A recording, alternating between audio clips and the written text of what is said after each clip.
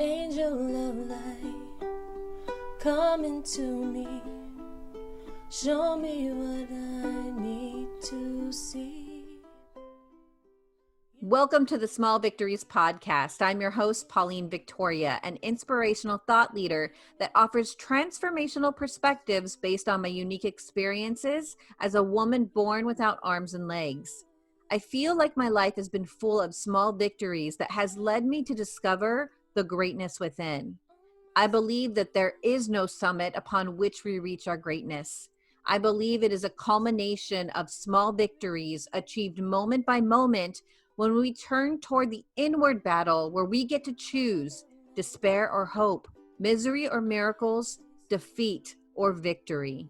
My goal is to awaken your potential, your purpose, and your power so that you can discover the greatness that lives within you. Think of this podcast as your weekly portion of tools, stories, and teachings that help you reflect on the small victories in your life. Thanks for tuning in, and let's begin. Welcome to another episode of the Small Victories Podcast. I'm your host, Pauline Victoria.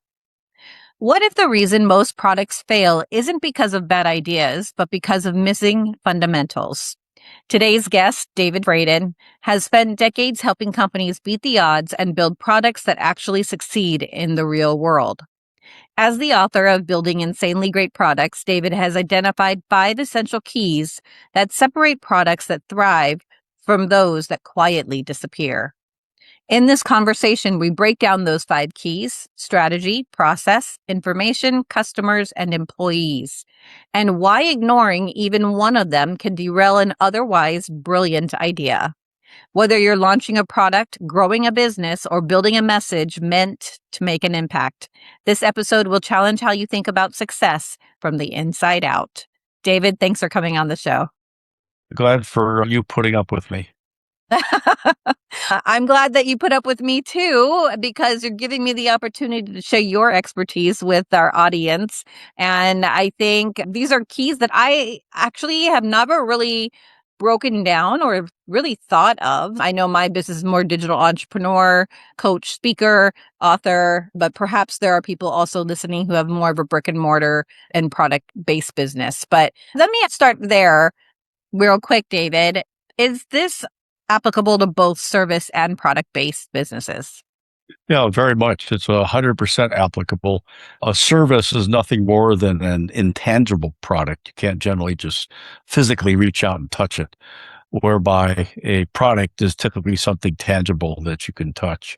However, in recent years, software as a service, software itself, artificial intelligence, tools and bots and stuff, those are all products too, but you can't touch them. At least you don't want to touch your bots.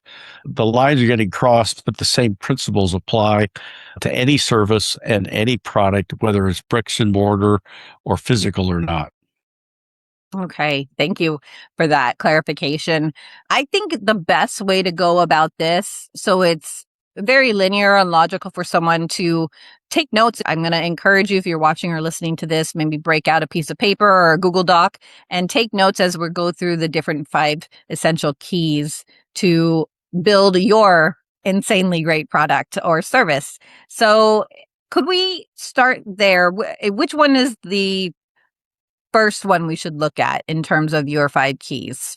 Well, the 5 keys, the SPICE keys, which you mentioned, which is SPICE, is the reason my company is named Spice Catalyst. And the first S stands for product market strategy. And that's the most important one. We have a fad going on here in Silicon Valley now over the last 10, 15 years that talks about ready, fire, aim. And typically companies miss the mark. In fact, Facebook has been so successful at ready, fire, aim, they've ruined the entire social ecosphere to the point of virtually ruining democracies around the world. Twitter and WhatsApps have been known to circulate the rumors and frauds faster than the truth can get their shoes on, resulting, I remember a few years ago, 100 people in India got killed because there was a rumor saying that some people were disrespecting the cows in the country. The strategy is most important, getting that done before you spend the money and effort to go into development. And a product market strategy has 32 parts. I'll just mention a few of them. First is understanding what it is that your customer wants to do. And we'll talk about that in more detail when we get to the C and spice in terms of the customer. And then doing your market research, your competitive research, your product positioning, your value proposition, your key selling points, your product sales strategy, your marketing strategy, your support and service strategy are some of the key components of your product market strategy. And you need to have that all sorted out. For example, distribution.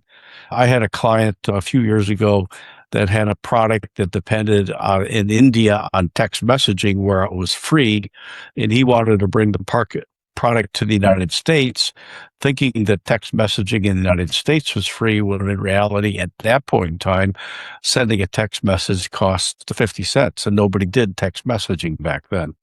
He didn't understand that, and so his distribution strategy to have a successful company to distribute in the United States was, in the words of Steve Jobs, is going to float up onto shore like a dead fish. He eventually went out of business because he had not done one of the key elements of the product market strategy before he hired the engineers and spent his parents' venture capital on developing that particular product. Good lesson to learn. Okay. So there's a lot of parts to the strategy part. If you had to sum it in one statement for strategy, what would you say? Understand what it is that your customer wants to do, and then develop your product to do what your customer wants to do. Okay. A lot of entrepreneurs just come up with an idea like this text messaging app from India, and then they go ahead and develop it, throw it out there, and then find out that there's no customers for it. But if you understand what the customer wants to do, and then you test the product as you develop it to make sure it's doing that, your chances for success are infinitely increased. And was it just because people weren't there yet in terms of understanding that text messaging could be free? Yeah, they didn't know that it cost anything in the beginning. And then if they've kept their powder dry and waited until text messaging in the United States were free and they were still around as a company, then they could have been successful. I made a similar mistake in the early 2000s. I was given credit for inventing the first advertisement on a cell phone by the major telecommunications publication, RCN News. This was around 2005, and the platform for good advertising did not exist yet in the form of the iPhone. So I spent all my investment capital and gave up. Yet today, or at least the last time I checked a few years ago, cell phone advertising is well over $15 billion a year. And if I had just kept my powder dry and waited until the iPhone came out, I wouldn't be bothering talking to you today. But okay, thanks.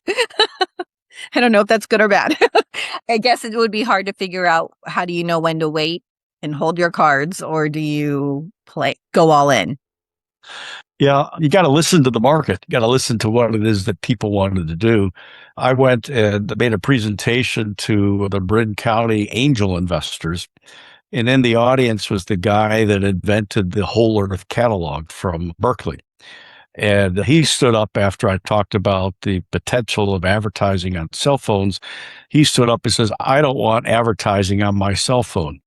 And I was dumbfounded, as if he was going to make that decision himself as to whether or not he can or cannot get advertising on his cell phone.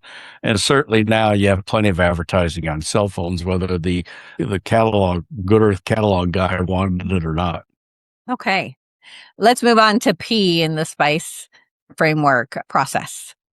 Process is very important. It's taught at MBA schools that if you have a process for getting something done, you need to document it and repeat it and then improve upon it as time goes on.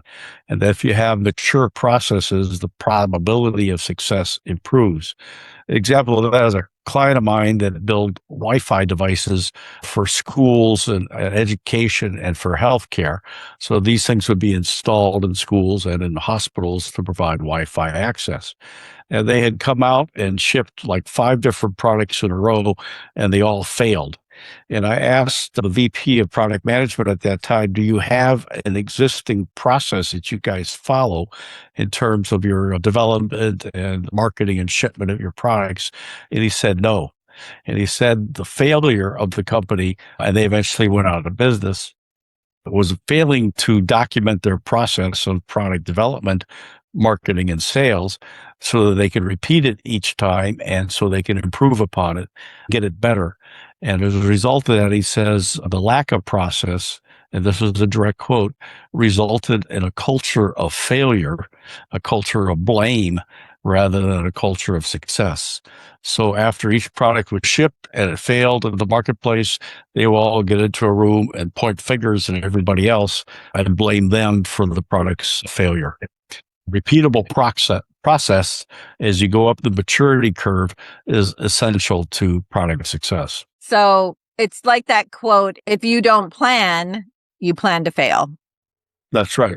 Remember who said that, but yes, that reminds me of that quote. And if you had a service type business, would the same apply in terms of the process? Absolutely. Because as you implement the service, you need to check on what's going on. And for example, how people are using your product. And if they get confused in certain places, give an example. I put in the solar panels on the roof of my townhome in Los Gatos, California, a few years ago, and had a company that sold me the inverter called Solar Edge. And then they would monitor that inverter and my solar array second by second so they could notify me if something was going wrong, and then they could remotely try to repair it or send somebody out to fix it. 5 years have gone by, and they were paying for, I think, a 3G cell phone connection. So that's how they were able to access the data on this inverter. Why they didn't bother to use my local Comcast internet, I have no idea. But they wanted me to renew that service for $50. And of course, to protect my $18,000 investment, I thought it'd be worth paying $50 a year. They required me to have a customer ID and a service ID or something like that. And it was nowhere to be found. So 5 times I had to send them messages, text them, email them, asking them what are those 2 numbers so I could sign up for it. And the number that showed up on my dashboard had nothing to do with those 2 numbers that they were requesting. So it took me 5 days to get that information when they could have thought this through before and just put that on the dashboard when I signed into the Solar Edge service. And a lot of companies do that. They don't bother. You wonder if anybody in their own companies ever bothered to use the product. Very telling. Get irritated when I have to chase people to give them my money. Yeah. Okay, thank you for that. Okay, so the I is for information. Having the information necessary to make an informed decision. Let me give you 2 examples. One, when I was at Hewlett-Packard in the Information Networks division, and I was responsible for a product which was an add-on to the HP 3000 mini computer. And I wanted to find out how many HP 3000 mini computers are out there and what software configurations that they have. Were they running, for example, the image relational database from the company, which my product sat on top? Nobody in the company had any idea how many 3000s they sold. But it turned out that my product, which was an executive report writer that sat on top of the image database and on top of a data dictionary, could interpret the, 280 characters in each of the orders that had been placed for the HP 3000s over the previous 5 years or something like that. And then my product could then total the number of them and tell me exactly what the configurations were. So I used that to find out that kind of information so I could then decide what price I should price it at, what promotions I should be running, what kind of market penetration I could get. Without that information, I would have absolutely no idea there was 8,000 HP 3000s out there and how many of them were running image and that data dictionary.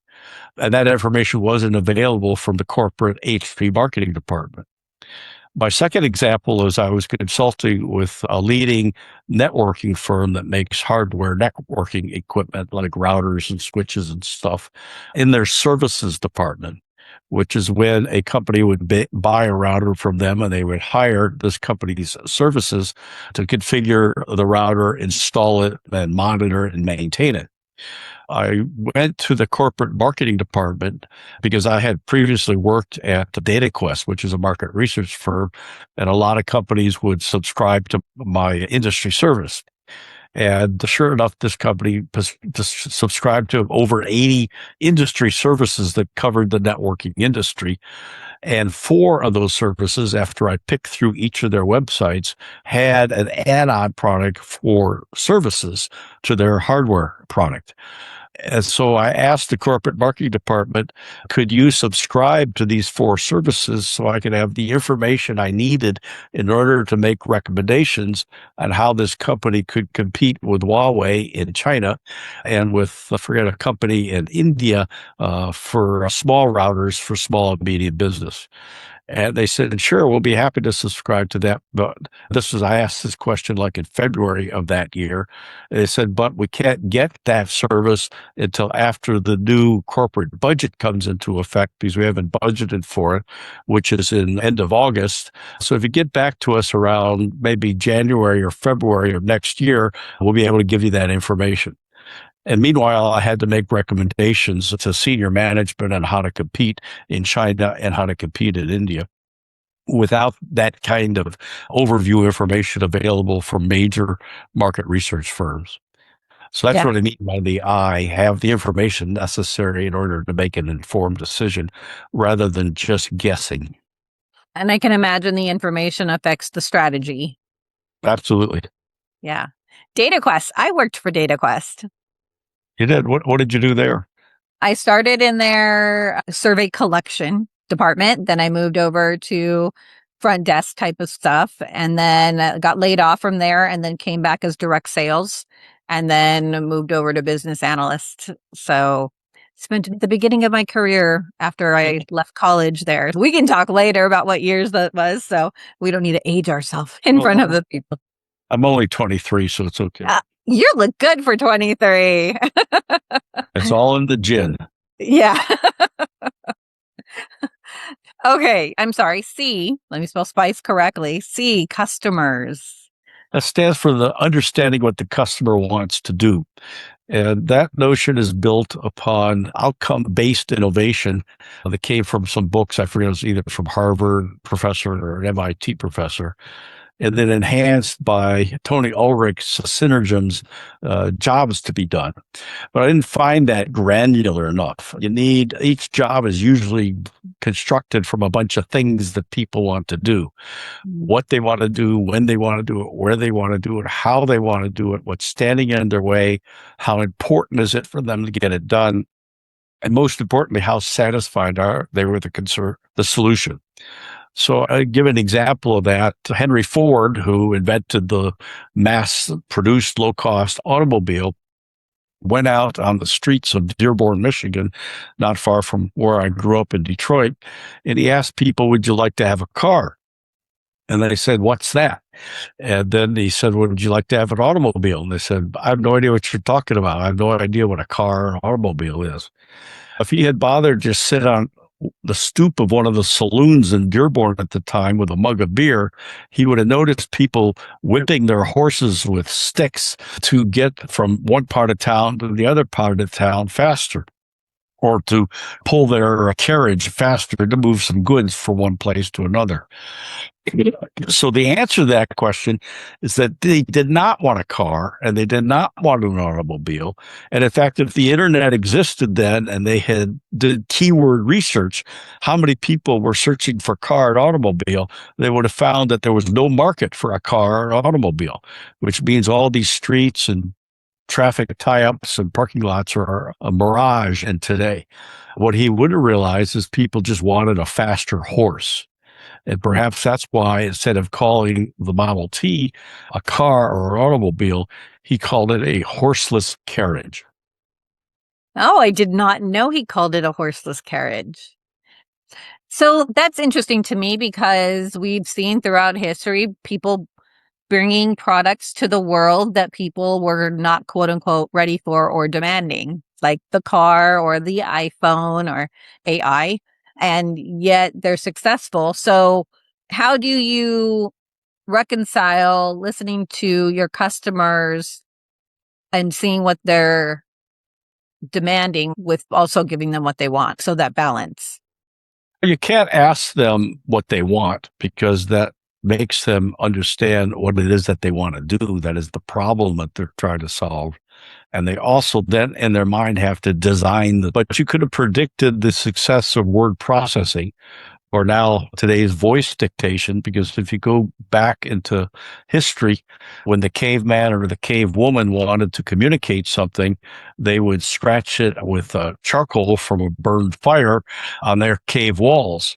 And then they found it was quite inconvenient to take that piece of granite from one cave to another to communicate it. And in fact, it just unearthed the other day pottery and eggshells from, I forget, it was Egypt or someplace in the Mediterranean area, where people left notes they had left on an eggshell or something like that were found, or to-do lists written in ancient Arabic. You recognize that in the innovation over time is that the caveman and cave woman got disgusted with the fact that their hands always got dirty whenever they wrote something. So they wrapped it in wood to protect their hands, and they called that a pencil. And then they got upset by the fact that they had to constantly sharpen this thing in order to finish a letter. So then they noticed that if they plucked a feather out of a goose or a duck, and they dipped it in some ink, they could write with ink. But then they noticed that occasionally they would spill the ink, and that got over the thing that they wrote, and they got to start all over again. The ballpoint pen was invented, and then Bic came along and cut the price of that substantially. And then typewriters began to become, from a cost-effective available, mechanical typewriters, then electric typewriters, and then word processing, and now dictation. So that's all stems from the same thing that people wanted to do.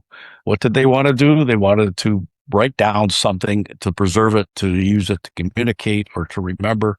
Why did they want to do it? That's the reason. Where? Anywhere, and they want to be able to transport it anywhere, hence email, and so forth through the who, what, when, where, why. And it was very important. And how satisfied were they with a chunk of charcoal and getting their hands dirty? And then unfortunately, if it rained in the cave, notes would have been erased. All things that people do are not new. They've been doing these things in one way or another. And to improve upon that and increase productivity, that's what's called innovation. I love that. Who knew? In ancient Greece, they had honeydew lists also, just written on eggshells. Yeah. Yeah. I think that's probably why the husbands lived on eggshells. So great. Okay. Employees, the E in SPICE. That is ensuring that your employees have amongst them high levels of expertise in the 130 skill sets or competencies necessary in order to have product success. And it could be anywhere from going out and interviewing, observing, surveying people in terms of what they want to do, to having skill sets in doing a pricing strategy, to having skill sets in setting up a distribution strategy, to writing and implementing a marketing plan, a social media plan, an advertising plan, a PR plan. There's 130 skill sets that I've identified, which are detailed in a book that I wrote, a little pamphlet, 796 pages, that Wiley published called Successful Product Design and Management Toolkit. And by the way, if you're listening or watching this, if you just search for my name, David Fradin, Fradin, on Amazon, all of these books will show up listed under my name as the author. So I have those 130 skill sets or competencies discussed in detail in a chapter in that Wiley pamphlet. Wow. 130? Yes. So is that expected for one person to have all 130, or there's a combination that your employees should have that It's make a up team. 130? It's Okay. the product management team plus sales, marketing, distribution, support, service, finance, legal, the skill sets amongst all of them coming together to make sure that you have beginning level, intermediate level, and advanced level skill sets in order to have product success. If you're missing any of those, one of the first things I recommend you do is do an assessment of what skill sets you have and don't have, and then put together a training program to improve those skill sets. And in those places where you have a hole, hire consultants to fill in those holes. Yes. Okay, so we just went through the whole SPICE framework, or as the 5 key elements to having a successful product. And we will link your website and any other promotional links if you're on social media, your books in the show notes. So if you're watching or listening to this, go ahead in the show notes and you can find more information on David. As we say goodbye on this particular episode of the Small Victories podcast, David, are there any last thoughts you'd like to share with our audience? No, just thanks for putting up with me. It's been really fun. So in my mind, I'm not registering it as putting up with. It's been a really fun time spending here with you. And no matter what, if you're in the service or the product industry, pay attention to these 5 key elements and check out David's book. I am sure it's a very easy, small, quick read, right? Through 799 pages. That's the Wiley book, but a condensed version of that is entitled Building and Selling Great Products. That's 196 pages. And then if you're in the CXO suite and you're trying to put together a product success function, product management function of the company, I have a companion book called Organizing and Managing and Selling Great Products. Good. Thank you so much, David. And to you who's listening to this right now, what David shared today reminds us that winning doesn't come from hustle alone. It comes from alignment, from clarity, from intentionally building something that serves real people with the right strategy, the right process, and the right support. Living victoriously doesn't mean everything works perfectly the first time. It means learning, refining, and choosing to build with purpose instead of pressure. Just like great products, a great life is designed one thoughtful decision at a time. So as you move forward, ask yourself, what am I building? And am I building it on the right foundations? Because when you do, those small intentional victories add up to something truly impactful. Thank you for tuning in to another episode of the Small Victories Podcast. And until we meet again, be blessed. Come into me, show me what I need to